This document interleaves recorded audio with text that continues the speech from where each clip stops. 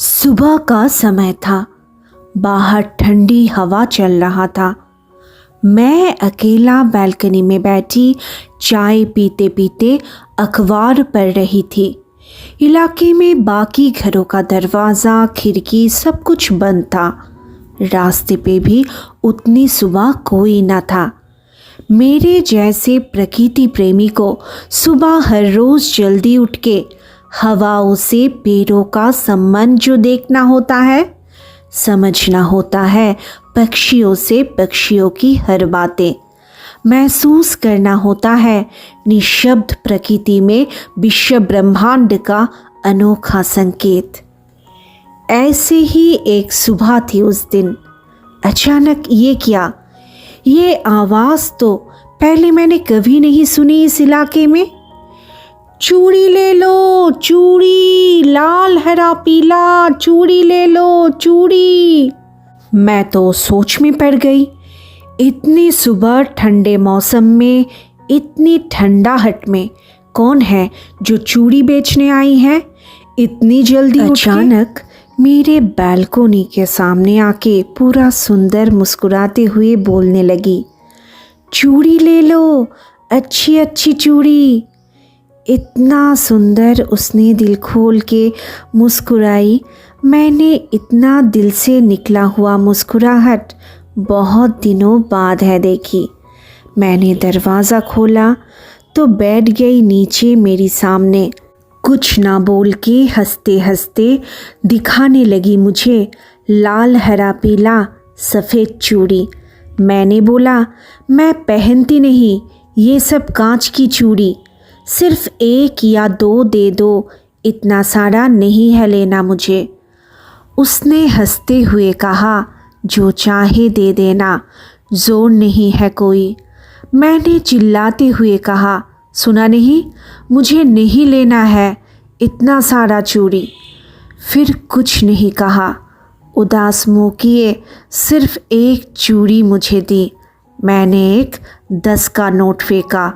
देख के तो लगता है उम्र होगी 60-65 साल। रंग थी सांवली, पहनी थी बहुत साधारण सी एक साड़ी। दोनों पैर में थी चांदी की 2 पायल, गले में चांदी की एक हार और दोनों हाथों में कांच की लाल हरा पीला सफ़ेद बहुत सारी चूड़ी। मेरी चिल्लाने की आवाज़ सुन के मुस्कुराता हुआ सुंदर चेहरा अचानक फीका पड़ गया। रंग बिरंगी चूड़ी का सामान उठा के फौरन धीरे धीरे बाहर की तरफ रवाना होने लगी। ये क्या, मेरे अंदर क्यों इतना दर्द हो रहा है?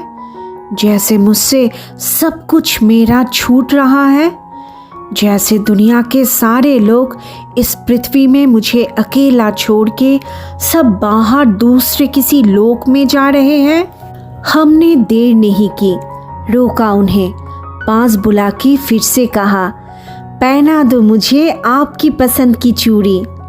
फिर मुस्कुराते हुए पहना दी मुझे रंग बिरंगी बहुत सारी चूड़ी। चूड़ी पहनाने के बाद मैं अंदर गई पैसा लेने, तो लौट के देखा वो तब जा चुकी थी।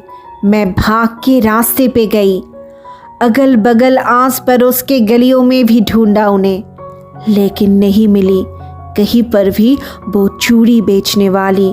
घर लौटते वक्त देखा वो 10 रुपए भी छोड़ के गई बाहर एक पेड़ के पास। घर लौटते मैं बैठा रहा कुछ देर।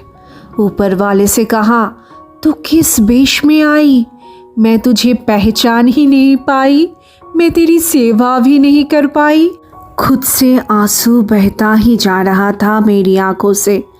जिनका सेवा आप हर रोज़ करते हो अपने मन से, बिल्कुल साफ दिल से, वो कब कहाँ कैसे किस रूप में मिल जाए आपको ये शायद पता ही नहीं चले। आज भी अफसोस है मुझे उस दिन का।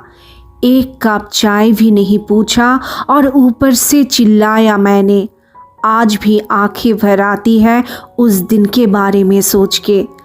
उस दिन को बीते 2 साल बीत गए, लेकिन उस दिन के बाद से हर दिन एक भी सुबह ऐसा ना बीता कि मैं सुबह जल्दी उठ के हर रोज़ बैठी रहती हूँ बालकोनी में, हाथों में चाय के प्याले लेके, फिर उनके आने की इंतज़ार में, फिर उनके आने की इंतज़ार में।